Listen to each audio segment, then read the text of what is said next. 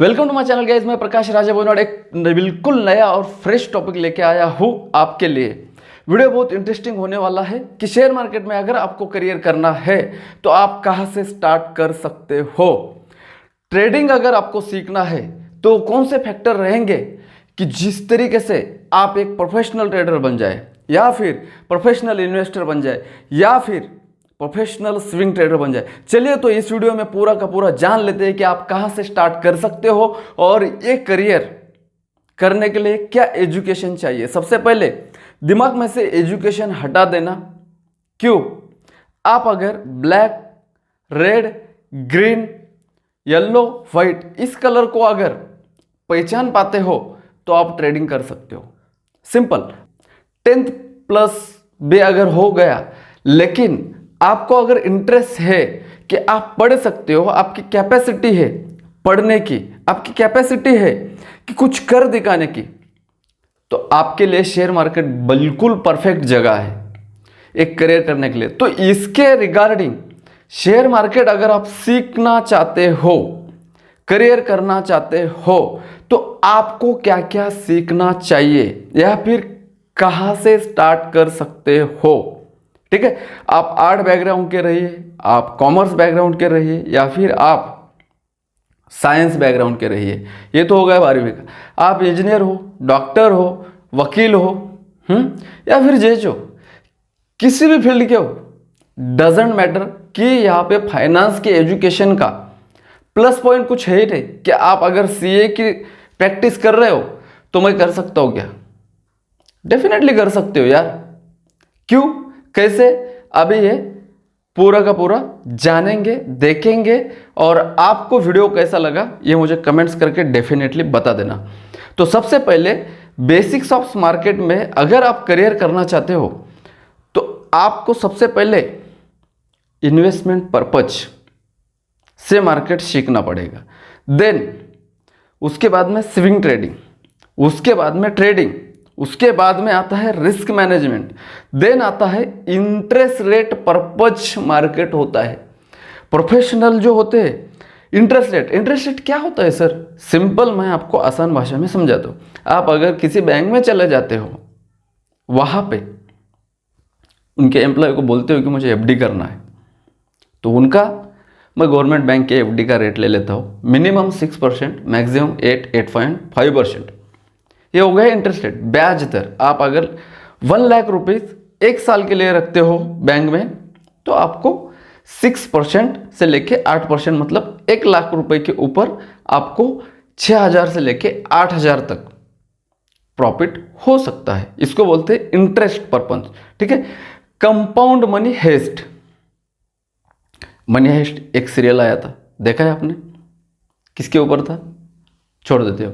वो money haste मतलब आपको जो लॉन्ग टर्म ग्रोथ चाहिए एज ए करियर, तो मनी को आपके पास अगर समझ लो, मान लेते हैं 1 लाख रुपए है, तो उसको कंपाउंड करना चाहिए। किस तरीके से? 1 लाख रुपए इस महीने में आपने मार्केट में इन्वेस्टमेंट किया है, तो अगले महीने में कम से कम 2-3 हज़ार रुपये, 10-20 हज़ार रुपये अगर प्लस होते हैं तो री इन्वेस्ट करना चाहिए।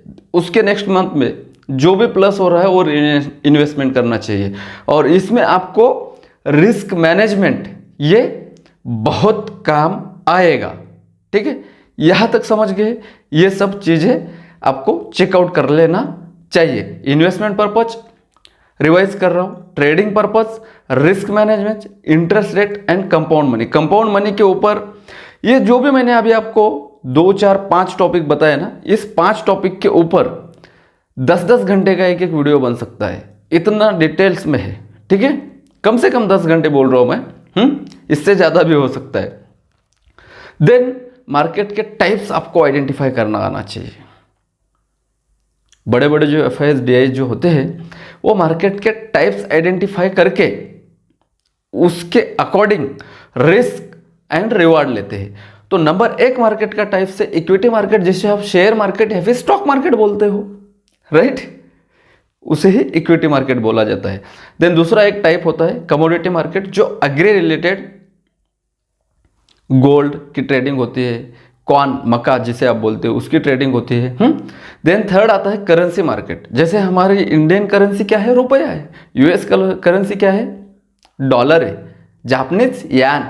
ऐसे करेंसी मार्केट में भी आप ट्रेडिंग करके पैसे कमा सकते हो, इसका भी आपको नॉलेज होना चाहिए। तीसरा है crypto market. This is the digital currency market, जो कि 29,000 के आसपास क्रिप्टो मार्केट नीचे आ चुका था ना, देन बाउंस किए है अभी लाख के बराबर। लेकिन इंडिया में है, अभी तक लीगल प्रोसेस में नहीं है, ठीक है। देन आता है फ्यूचर मार्केट। फ्यूचर मतलब क्या, मान लेते हैं कि रिलायंस के शेयर या फिर टीसीएस का शेयर ले लेता हूं मैं। टीसीएस के शेयर्स की प्राइस है, मान लेता हूं 3,200 रुपये, तो उसका फ्यूचर स्क्रिप्ट एक बनाया जाता है ट्रेडिंग पर्पस। 3,200 की जगह वहां पे 3,220 रुपये पे हो सकता है टीसीएस का प्राइस। और तीसरा और एक टाइप्स होता है मार्केट का, कौन सा, ऑप्शन मार्केट। फ्यूचर से भी कम पैसे लगते हैं इसमें बाइंग करने में। तो ऑप्शन क्या होता है, अभी टीसीएस का मैंने एग्जांपल लिया है, 4,200 रुपये टीसीएस की मेन इक्विटी की प्राइस चल रही है। फ्यूचर की 4,220 हो सकती है या फिर 4,180 भी हो सकती है। तो यहाँ पे ऑप्शन में और टुकड़े होते हैं इसके, किस तरीके से, यहाँ पे आता है call option, put option. Call European, put European, इसका लॉन्ग फॉर्म है। हमने यूरोपियन मार्केट अडॉप्ट किया है। अमेरिकन मार्केट अगर हम अडॉप्ट करते तो call American, put American, CA, PA ऐसा बोल सकते थे, ठीक है। तो अभी यहाँ पे क्या होता है, टुकड़ों में होता है, 4,220 का C, 4,220 का P। तो इसके प्राइस टुकड़ों में कम ज़्यादा रहते हैं। कोई 40 रुपये को होता है, कोई 60 रुपये को होता है, 40, 42, इस तरीके से। देन आते हैं टाइप्स ऑफ सब मार्केट, जिसे मैं आपको अभी समझा रहा था, फ्यूचर और ऑप्शन। ये जो दोनों टाइप्स है, इसी को डेरिवेटिव मार्केट बोलते हैं। ये सब टाइप मार्केट के सब टाइप में आता है। दूसरा आता है फॉरवर्ड मार्केट, जो इंटरनेशनली ट्रेड करते हैं ना, उसमें सबसे ज़्यादा जो ट्रेडिंग होता है वो डेरिवेटिव मार्केट में होता है। और सबसे ज़्यादा जो लोगों का रिस्क इनटू रिवार्ड या फिर सबसे ज़्यादा लॉस, सबसे ज़्यादा प्रॉफिट अगर किस मार्केट में होता है तो डेरिवेटिव मार्केट में होता है। सबसे ज़्यादा रिस्क है डेरिवेटिव मार्केट में। डेरिवेटिव मार्केट के भी कुछ टाइप्स आते हैं नीचे में, जैसे कि आप यहाँ पे देख रहे होंगे, call option, put option, future, ऐसे ही 3 टाइप्स होते हैं derivative. Then forward market. Forward market के भी टाइप्स है कुछ।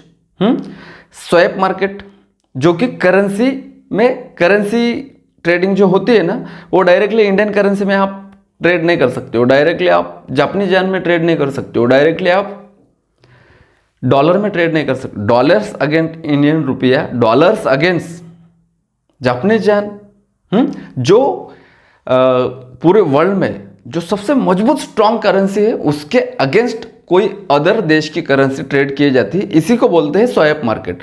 इसका भी आपको जानकारी होना चाहिए।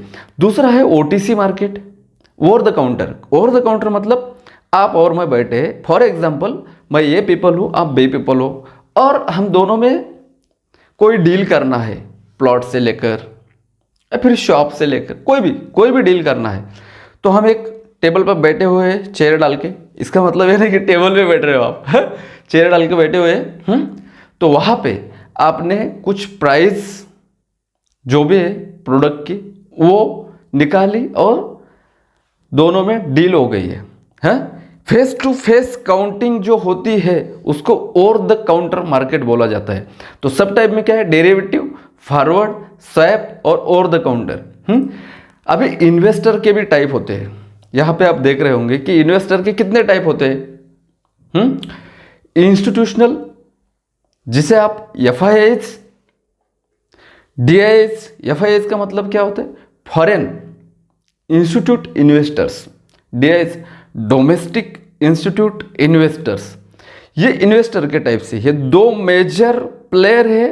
किसी भी मार्केट में चले जाओ, इक्विटी मार्केट हो, डेरिवेटिव मार्केट हो, या फिर फॉरेक्स मार्केट हो, करेंसी मार्केट हो, कमोडिटी मार्केट हो, FIIs और DIIs के बिना लिक्विडिटी मार्केट में जनरेट होना थोड़ा सा मुश्किल है, क्योंकि कोई बुलिश है तो कोई बेरिश है। इसीलिए मार्केट चलता है। आप हॉस्पिटल में गए होंगे ना कभी, तो वहाँ पे जो ECG मशीन होता है वो कुछ लाइंस ड्रॉ करता है ना, तो हम जिंदा है, लाइंस ड्रॉ कर रहे हैं मतलब। वैसे ही आप शेयर मार्केट में अगर देखोगे तो FIS DIS कोई बुलिश है कोई बेरिश है, इसीलिए मार्केट चल रहा है। सब जन बुलिश अगर होते तो मार्केट सीखने की कोई ज़रूरत नहीं होती, सब जन बेरिश अगर होते तो अभी तक हमें मार्केट देखने के लिए मिलता ही नहीं। यहाँ तक समझ गए? This is the institutionals buyers and sellers, FIS and DIS। इसलिए इनकी क्वांटिटी बड़ी होती है। ये क्वांटिटी कहाँ से खड़ी करते हैं, इनके पास इतना पैसा आता कैसे है? हम जो पॉलिसी खरीदी करते हैं ना, या फिर इन्वेस्टमेंट करते हैं, या फिर और कुछ करते हैं, तो ये हमारा पैसा री इन्वेस्ट करते हैं मार्केट में। शेयर मार्केट हो गया, कम्युनिटी मार्केट हो गया, करेंसी जो अभी हमने देखा है, इसमें इन्वेस्टमेंट करते हैं और वहाँ से रिटर्न कमाते हैं। वहीं से कुछ प्रोडक्ट जनरेट करते हैं जैसे कि म्यूचुअल फंड, SIP, और वो फिर से हमारे पास बेचते हैं वो लोग। इस तरीके से इनका काम होता है, साधारण और आसान भाषा में। तीसरा ट्रेडर का टाइप्स आता है जो कि आप करियर करना चाहते हो, आप हो, मैं हूँ, हमारे जैसे अनगिनत लोग जो कि किसी इंस्टीट्यूशन से जुड़े नहीं है, इसे हम रिटेलर कहते हैं। 3 मेजर फैक्टर है, कितने? 3। एक FIS, दूसरा DIS, तीसरा रिटेलर। इन दोनों का भी काम, FIS और DIS का भी काम रिटेलर को ट्रैप करना होता है, रिटेलर को। इसलिए रिटेलर क्या करते हैं, इन्हीं के फुटप्रिंट को आइडेंटिफाई करने के लिए मार्केट सीखते हैं। और वो किस तरीके से आइडेंटिफाई किया जा सकता है लाइव मार्केट में, इसके लिए मैंने ऑलरेडी बहुत सारे वीडियो बनाया है। आप डिस्क्रिप्शन बॉक्स में प्लेलिस्ट दी गई है, उसको आप चेकआउट कर सकते हो। अगर एकदम नए हो तो यहाँ तक के लिए बिल्कुल सही और सटीक जानकारी है। इसके आगे का पार्ट, इस वीडियो को अगर अच्छा रिस्पांस मिलता है तो इसके आगे का पार्ट मैं कंटिन्यू करूँगा। कैसा लगा वीडियो ये कमेंट्स करके बताइए। वीडियो अच्छा लगा तो लाइक कीजिए, चैनल पे नए हो तो ऐसे मज़ेदार कंटेंट के लिए प्रकाश राजेबोयनोड यूट्यूब चैनल के साथ सब्सक्राइब करके ज्वाइन हो सकते हो। एज वेल एज हमारा जितने भी सोशल मीडिया अकाउंट है प्रकाश राजेबोयनोड नाम से, वहाँ पे आप फॉलो कर सकते हो। मिलते हैं नेक्स्ट कंटेंट के साथ। रिस्क कम रखिए, रिवार्ड ज़्यादा रखिए। Bye bye.